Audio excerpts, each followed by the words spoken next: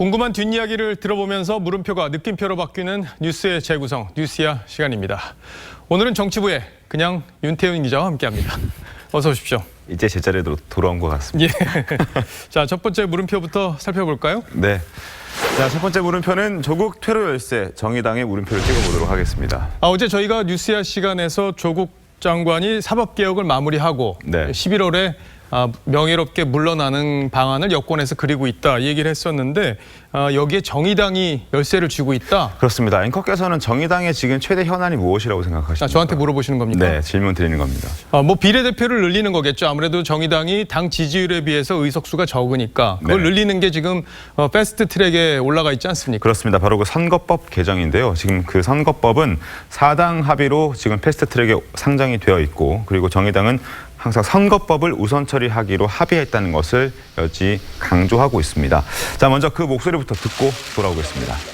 이 앞전 합의문에서도 정치개혁특위의 안을 먼저 이렇게 처리하고 그다음에 사법개혁을 하자. 근본적으로 정치개혁을 해야만이 그런 모든 것들이 새로운 단계로 넘어갈 수 있기 때문에 결국에는 정의당이 원하는 선거법 개정을 먼저 해줘야 함께 이 패스트 트랙에 올라가 있는 사법개혁안을 처리하겠다 이런 거군요. 그렇습니다. 정의당 입장에서는 뭐 데스노트가 아니라 눈치노트라는 이런 비아냥까지 들어가면서 조 장관 임명에 찬성을 했었거든요. 당연히 아마 여기에 선거법 개정에 당력을 집중할 것 같아요. 그렇습니다.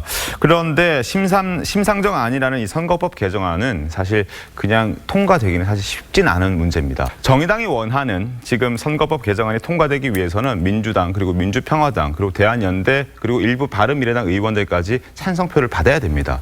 그런데 이들의 지금 지역구가 공교롭게도 호남 지역을 기반으로 하고 있거든요. 그렇죠. 여기서 바로 문제가 발생하는데, 때문에 호남에서 방금 아까 그래픽에서 보여드렸듯이 6석이 줄어들게 되면 이들의 자리가 사라지는 거기 때문에 쉽게 찬성하기가 어려운 겁니다. 그래서 정의당 입장에서는 사법개혁안만 처리해주고 선거법은 이제 물 건너가는 이런 최악의 상황을 걱정하고 있는 겁니다. 결국 선거법이 우선 처리되지 않으면, 다시 말해서 정의당이 동의를 하지 않으면 사법개혁 법안도 사실은 통과되기 어려운 상황입니다. 자, 심상정 대표의 목소리 듣고 오겠습니다. 정치협상회의가 시작된 만큼 꽉 막힌 정치의 병목을 풀어낼 새로운 계기로 만드는 것이 중요합니다. 정의당은 많은 장애가 예상됩니다만 우리가 정의당도 지금 장애가 예상된다라는 표현을 한 걸 보면 어려움이 있을 거다 이렇게 지금 보고 있는 건데 결국에는 조 장관이 물러나려면 이 사법개혁을 마무리해야 되는데 이 키를 정의당이 쥐고 있는 게 맞긴 맞군요. 그렇습니다. 자, 이 상황에서 이제 검찰 개혁을 여당이 항상 우선적이라고 먼저 하자고 얘기하는 거 아니겠습니까? 지금. 그렇죠. 자, 이 부분은 공수처의 설치안을 보면 왜 먼저 사법개혁을 하자는지 알 수 있습니다. 예, 공수처 지금 관심사니까 한번 정리할 필요가 있겠네요. 네, 바로 첫 번째는 검경과의 관계인데요. 공수처가 검찰보다 우위에 있습니다. 예. 때문에 검경의 사건 이첩을 요구할 수 있는데, 이 얘기는 검찰이 수사 중인 사건도 공수처가 이첩을 요구하면 검찰은 이첩을 해줘야 한다는 이야기입니다. 그럼 지금처럼 조국 수사가 논란이 될 때 공수처가 있으면 그거 우리가 수사할 거야 이렇게 되면은 수사권을 넘겨받을 수 있다 이거군요. 그렇습니다. 지금처럼 여당의 주장대로 지금 검찰의 수사권이 남용하고 있다 이런 식으로 주장을 해서 이야기를 한다면 공수처가 검찰에게 사건을 이첩해달라 얘기를 할 수 있고 요구를 할 수 있고 검찰은 사건을 이첩해줘야 한다는 이야기가 됩니다. 자, 그리고 두 번째로 넘어가 보겠습니다. 자, 공수처장의 자격인데요. 15년 이상의 경력의 변호사와 변호사 자격이 있는 교수 이렇게 되어 있습니다. 이 얘기를 바꿔서 풀어서 해석을 하면은 판검사 출신이 아닌 민변 소속 그리고 친정부 인사를 임명할 수 있다는 이야기거든요. 세 번째로 가보도록 하겠습니다. 자, 공수처 검사의 자격을 한번 논해볼 텐데요. 10년 이상 수사, 재판, 조사 경력, 그리고 현직 검사 비중이 50% 이하, 이 부분입니다. 그러니까 검사들 말고도 다른 인력으로 법조인으로 수사 인력을 채우겠다? 그렇습니다. 결국에는 각종 조사위와 특위 출신, 그리고 민변 변호사로 절반 이상 구성이 가능하다는 이야기입니다. 야당이 그래서 결국에는 이렇게 반대를 하고 있는 거군요. 그렇습니다. 자, 그래서 오늘의 느낌표는 딜 가능성의 느낌표를 찍어보도록 하겠습니다. 정의당과 민주당 사이에 딜이 이루어질 수 있다. 그건 뭐 진행되는 걸 좀 더 지켜봐야겠습니다. 네. 자, 다음 물음표로 가볼까요? 네. 자, 두 번째 물음표는 유시민의 검찰 공격, 외에 물음표를 찍어보도록 하겠습니다. 요즘 유시민 이사장 발언들을 보면 유독 검찰을 겨냥한 발언들이 많아 보여요. 그렇습니다. 어떤 배경이 있는지 궁금한데 좀 네. 정리를 해주시죠. 네, 알겠습니다. 먼저 정리를 하기 전에 유 이사장의 목소리 먼저 듣고 오겠습니다. 총칼은 안 들었지만 네, 검찰이 검찰이 난 난다. 윤석열이 난 정성화 육군참모총장한테 대든 신군부랑 비슷한 정서라니까요. 지금 검찰이. 자, 유시민 이사장은 어제도 제주도 특강에서 검찰을 겨냥한 발언을 했거든요. 검찰이 지금까지 증거가 없다는 것은 거의 확실하구나라고 생각을 하게 됐다면서 이제는 수사를 마무리 지어야 할 때가 왔다. 이렇게 말을 했습니다. 현재 수사가 지금 진행 중인 상황인데 증거가 없다. 네. 또 수사를 이제 마감할 시점이 됐다. 이렇게 얘기하는 것은 조금 논란을 낳을 소지가 있어 보여요. 그렇죠. 뭐 증거가 충분한지 또 아닌지 뭐 유 이사장도 알 방법이 없을 테고 예. 또 뭐 무엇을 근거로 저런 이야기를 하는지 지금은 밝히고 있지 않기 때문에 논란이 되고 있는 건데 다만 이 증거가 없다는 이야기를 계속 하다 보면은 정경심 교수에 대한 구속영장이 발부되지 않아도 별 문제가 없다는 이 근거가 될 테고 그리고 만약에 발부가 된다 하더라도 증거도 없는데 영장을 발부했느냐 이런 식의 조국 지지자들의 이 주장의 근거를 만들어 줄 수는 있을 것 같습니다. 근데 유 이사장 입장에서는 어차피 이제 검찰 수사 이 부분에 대해서 줄기차게 문제 제기를 해왔기 때문에 네. 뭐 저런 취지의 얘기를 뭐 정치적 입장에서 할 수도 있다 이렇게 볼 수는 있겠는데 네.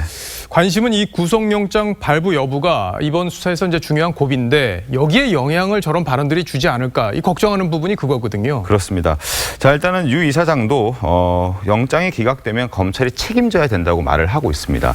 자, 이에 대해서 오신환 바른미래당 원내대표는 페이스북을 통해서 인종시 책임을 져라는 저 이야기는 그만하라 이렇게 비판을 했습니다. 예, 어쨌든 사법 절차 여기에 영향을 줄 수 있는 발언들은 좀 신중한 게 좋을 텐데 이 검찰에서도 이 유시민 이사장의 발언에 대해서 상당히 좀 문제의식을 갖고 있다면서요? 그렇습니다. 검찰도 유 이사장 발언이 수위를 넘고 있다고 지금 판단을 하고 있습니다.